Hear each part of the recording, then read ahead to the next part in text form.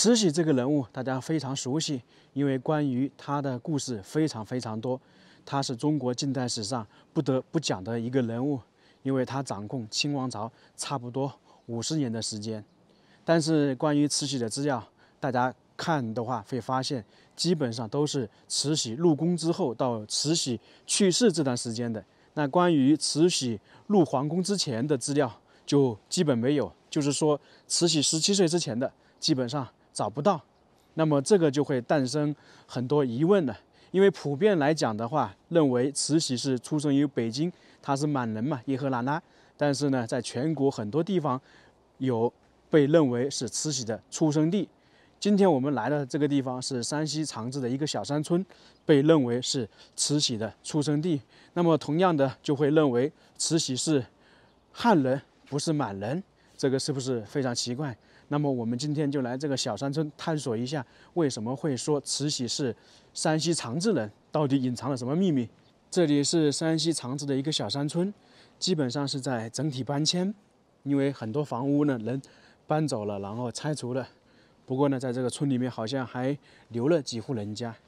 关于慈禧的故事啊，大家应该是看过很多，特别是影视剧中演绎了很多，也有很多资料认为清王朝是由于他灭亡的，因为他掌管了清王朝差不多50年的时间，他呢犯了很多错误，很多评价都说他只会享受，不会治理国家。你想那个时候有那么多名臣，曾国藩、李鸿章、左宗棠这些，而清王朝呢最终却灭亡了，认为他是导致这种最后结局的主要祸首、主要推手。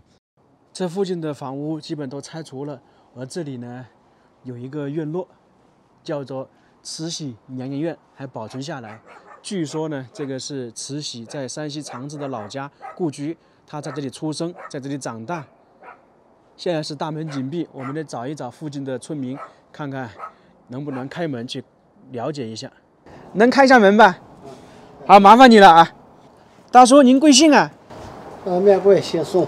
您今年高寿啊？年龄多大了70多了吧？看不出来，看不出来。这个里面就是慈禧生活的地方是吧？哦，这是慈禧出生的地方。啊，上秦娘娘院。哦。那慈禧她是这里人是吧？慈禧是出生在这儿的。就是你们家族的人吗？啊，对了。她是姓宋吗？姓宋。那她怎么会叫叶赫那拉呢？家里穷了以后卖掉的。也就是说，她很小的时候就卖了嘛？卖走了13岁。啊，13岁。那13岁之前，她一直在这里生活吗？13岁以前一直在这儿生活。哦，有个出生地，我们去出生地看一下吧。那她在这里出生，然后后面在这里学习读过书是吧？啊？她在这里读过书吗？以前在这里就是个私塾了。哦，在这里读过书。以前我们家有钱。哦。那是后来是穷了。就是一开始还是条件还可以。哦。后面慈禧大了时候，可能家族就衰落了。哦，对对对。哦，他就是在这个里面出生的。哦，对。哦，看这个房屋，当时家里的条件应该还可以啊。哦。这是一个四合院呢。我们是1进3院、3南9院。哦。这边这个后边还有一院。那当时有几个院落啊？啊？有几个院落啊？9院。9院，那条件算是很好很大的一个家族了。那这个房屋看起来有几百年吧？有300多年。300多年，然后慈禧是就1835年在这里面出生。哦。在哪个房间呢？就这个房间。哦，看看。那你们这个房屋是从清朝初年就建了？啊，对了，明末清初时候这房子。哦。看一下。哦，这里就是慈禧以前出生的地方啊！这里还有一张慈禧的照片。这就是她的这个少年这会儿那个真实照片。她以前的真实照片。哦，这是放大的。哦。他就他不敢承认他是汉人，这汉王不通婚，他不敢承认他汉人，这敢悄悄往家捎点东西。哦，你的意思就是说，他去皇宫里面当上贵妃、皇太后，后面就派人往家里送了一点东西，是吧？哦，对了。啊，那他还记得这个家里啊？哦，记得他走出来13岁了没的？对，13岁那个时候已经懂事了。哦。他是怎么样去了北京？才能去当那个贵妃那些？因为他是一个汉人嘛。他是家里穷了以后，他母亲，他母亲是被拉药死了，被拉死了。他哥哥是被狼吃掉了，弟妹们都没有长住。刚好他父亲有病了，那个时候赵皇年家里太穷。那把它卖给谁了？把这当时卖给个县令，卢王府县令叫吴谭，卖了吴谭以后，赶卢王府来来了个知府，就是会长，他是他下面个丫鬟的。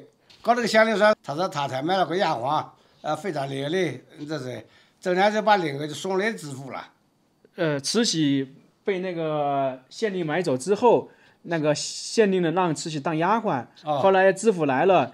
那个县令就跟知府说：“我有一个丫鬟聪明伶俐，就把她送给了那个知府，对不对？”对对。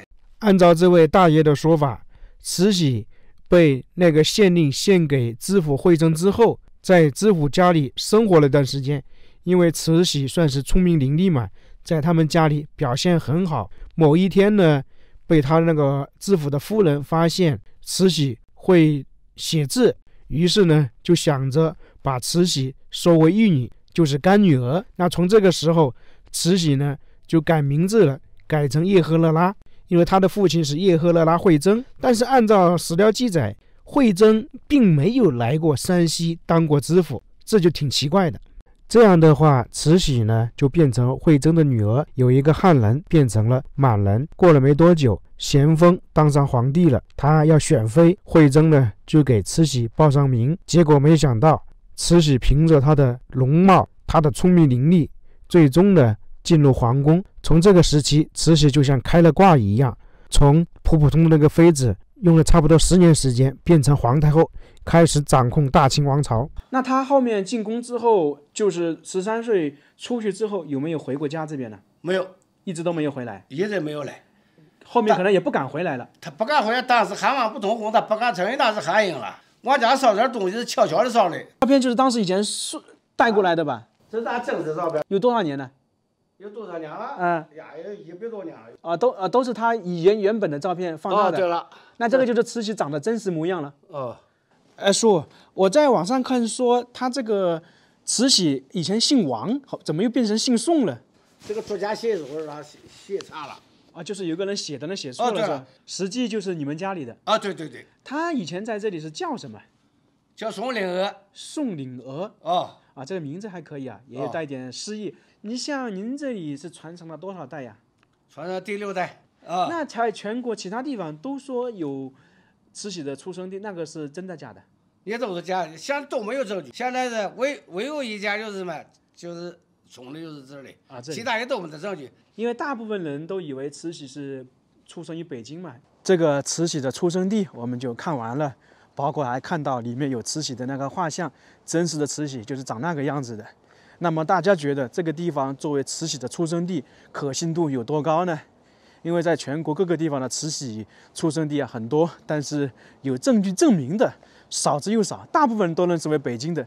那刚才我们看了一下这个慈禧的出生地我感觉可信度只能说50%到50%吧，因为毕竟作为一个国家，特别是当时清政府，他要选妃的话，对这个身世是查得很严的。你就像当时那个惠征，他想隐瞒，想把那个慈禧的身份从汉人弄成满人，也是很难的，因为毕竟他要把周边所有知道他家里的情况改变，这个还是很难的。所以真真假假，假假真真，在历史的长河当中，我们只能简单的这样看一下。最关键的就是说，慈禧在17岁之前那个资料确实是没有的，只能说是人为的痕迹，人为去把它隐藏了。那谁有这个能力呢？只有说掌权的慈禧把她的经历隐瞒了，一定说在她之前的经历她不想让人知道，所以才会有这么多慈禧的出生地出来嘛。